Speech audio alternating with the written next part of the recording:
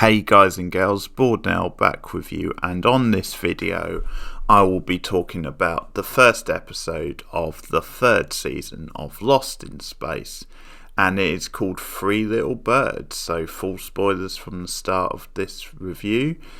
This is the first time I've covered Lost in Space, the rebooted series, on the channel. This is the Netflix reboot which started a few years ago, and I will just say before I start talking about this episode, then the original Lost in Space, the 60s show, is something I grew up with. We used to watch it on a Sunday afternoon, and it was a lot of fun. I mean, I've got fond memories of it, a lot of nostalgia.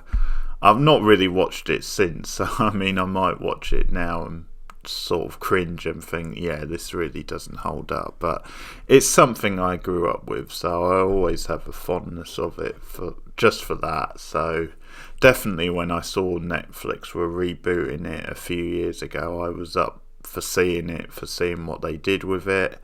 And I think now we're into season 3, you can obviously give a clear sort of like judgment on it, and I've definitely enjoyed it. I think for the most part they've done a good job of it. I think it's a show which has got that right sort of balance. The balance of, on the one hand, sticking to some of the spirit of the original, where it feels like a sort of like mini adventure type plot each week, and it definitely has that adventure sort of feel, and sort of keeping like the family type, coming of age type themes of the original, but then definitely moving with the times, updating it, and obviously with it being a Netflix show, a much bigger budget than the original, and I think they used the budget really well.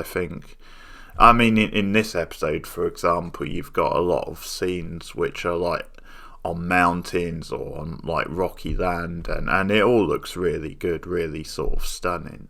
So for me, for the most part, it's a fun little show which I think they've done a good job of paying tribute to the older series, but also obviously moving forward with it. So it's good to have it back. It's obviously been 2 years. I'm guessing originally this third season would have come out last year, but the pandemic sort of put paid to that, so it's now 2021. It seems like an awful long time ago, and sort of quite hard to remember some of the stuff that happened at the end of season 2 as a result. Now, the first thing to comment on is that Dr. Smith is still around. She's still alive, which I'm pleased to see, but I'm guessing at some point we're going to have an explanation for that, because am I crazy? Am I mistaken? Or did she not die at the end of season 2? I thought there was a whole big thing where she sacrificed herself, and it was a great way for the character to go out. So I mean, with this being a sci-fi type show, that there's of course ways they could sort of work that out and explain it, but yeah, it's a bit weird, because sort of during the episode they just go on kind of as normal, really, in a way that they make a point of saying, oh, Dr. Smith, what are you doing there? But there doesn't seem to be any sort of major kind of selling of, well, what the hell, I thought you were dead, that kind of thing. But anyway, I'm going to assume they'll come back to it. It's obviously a good thing, because she's such a great character, and Parker Posey is one of the highlights, one of the things that really makes this show a lot of fun. And so I think this first episode of the third season, it's a little slow at times, and I think because they're sort of getting the plot together, and you sort of have like the family separated, like the adults and the kids separated, then I think because of that it doesn't feel like it's quite clicking into like total gear yet. But I think by the end of the episode and as it goes on, there's definitely encouraging signs and some intrigue for the season ahead, and there's sort of some fun and some good like character moments. I think once again, which maybe has been the case for a lot of it, is then I think there's sort of the kids are a bit more. There's a bit more to enjoy on their side of the plot. I call them kids now, they're obviously quite a bit older, but the teenage characters, I'll say, their plot than maybe the adults. So, the mum and dad are now, they're sort of separated from their kids, and we see that Judy's making regular logs reporting back because Judy, Will and Penny are now on this new planet. And they've sort of discovered this ship, which was, has been missing 20 years for the last 20 years. And the crew were in like cryogenic sort of freeze, and there's a big mystery over that. And Will, as they're on this planet with the rest of like the children and what have you, and they've essentially had to rebuild the planet, which actually includes Dr. Smith teaching. She's a teacher now on the planet, and at the same time Will's trying to figure out how to restart the ship so they can get back on track and head towards the planet where they're hoping to meet up with their families once again. And there's a big thing about needing like what's the word?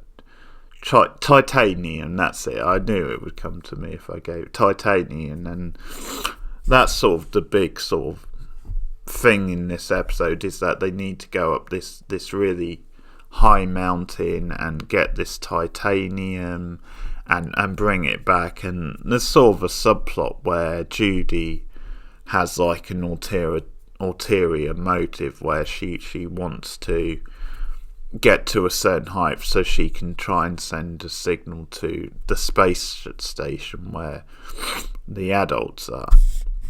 So at one point they like go on their separate ways. But I'm just saying, I mean, with the parents, I like the actors and I think they're solid characters, but I guess in this, because there's a bit of friction with them, and I think like the mother mentions at one point, because the kids aren't here and they've been separated now for like over a year, then she sort of feels like she's lost a bit of purpose in her life, and because they've both been like busy and separated, then there's been a little bit of like tension put on their relationship. And I think it's one of those things where like because of that there's not that much that they're doing in this episode, so it does feel a bit like they're moping around and there's not that much interest like going on with their plot. It's more on the other plot with the kids.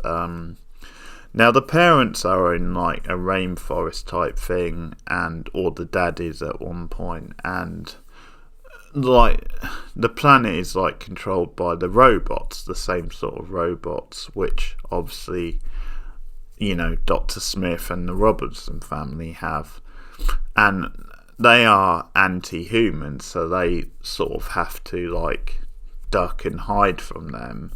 But the sort of irony between the two plots is then the adults need one of these robots to sort of guide them, but as the father points out, they don't trust humans. The only human they've ever responded to is his son Will, and they're separated. And then likewise for the trek up this mountain, Will, Penny and Judy, they can't take their robot because it's too much sort of dead weight. But anyway, the best stuff in the episode is definitely the stuff up on this mountain. It looks really good. There's an atmosphere to it. There's a tension to it. I think at one point there's like these little bug-like creatures that come out of like these holes from the mountain that sort of make it a bit more awkward for them to like climb up it. And there's some great like comedy banter back and forth between the siblings, especially Judy and Will in this, because sort of thing where Judy thinks that the bugs are cute, and later on Will comes back because it's sort of during the night when they suddenly thousands of them pop up and they're coming after them sort of thing, and they're sort of like in danger of disruption in like the mission, and Will's like, "Oh, are they so cute? Do you still think they're cute?" But I just like things like that because it adds a bit more world building to where they are and to like the show. So, and it looks pretty cool. You know, them coming out of these like slots in like the mountain.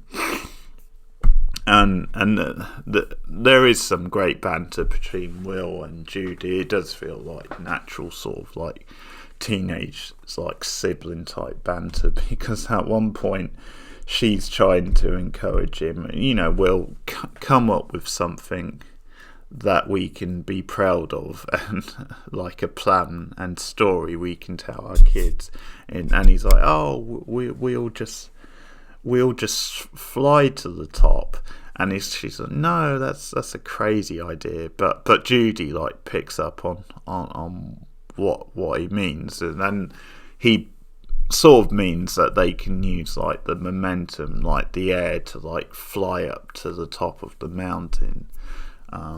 There's some science stuff in this. I'm not a science expert, so I don't totally understand all of it, but that's what they end up doing.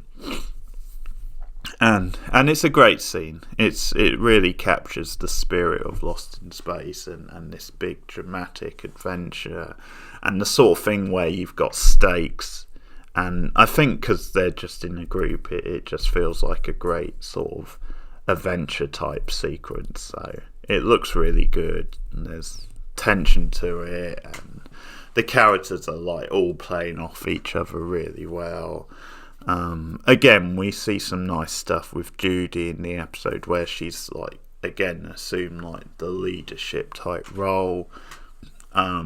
It's sort of funny with them because when they first come across this space station, it then like fast forwards like 300 and something days, and I think what's clever about that is it's a way to get around the actor's aging a bit, because like the actor playing Will especially is his you know, because he's at the sort of age where a few years actually ages him quite a lot in appearance, so having that sort of time jump is a nice way to get around that. But yeah, Judy's on good form in this. Now she's got a new boyfriend, which she's sort of trying to keep secret, and it's actually because they're off like together that she misses this sort of drill that they're doing, and Judy like gives her grief over it. And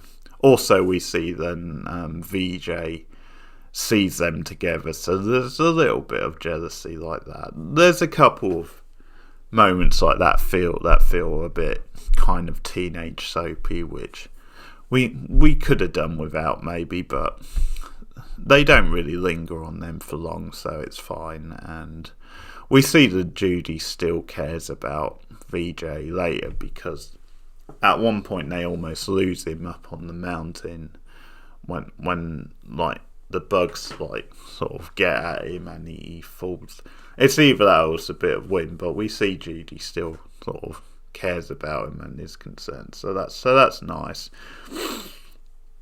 And I also like Judy saying, because at one point Will's like recording the log for the day, and she's like co-captain signing off, and she's sort of like speaking over him and getting her sort of version of events in, like she randomly slips in that, hey, we flew up a mountain today, and that's obviously it's the log that's going to the parents. But the sort of big plot thing in the episode actually, or the sort of twist in the episode, is then Dr. Smith is being her nosy sort of self, and she's sort of question Will and, well, are we nearly ready? You've had a lot of time now to try and get our ship back up and running. And when they're away on this expedition, she does some digging, and she actually notices that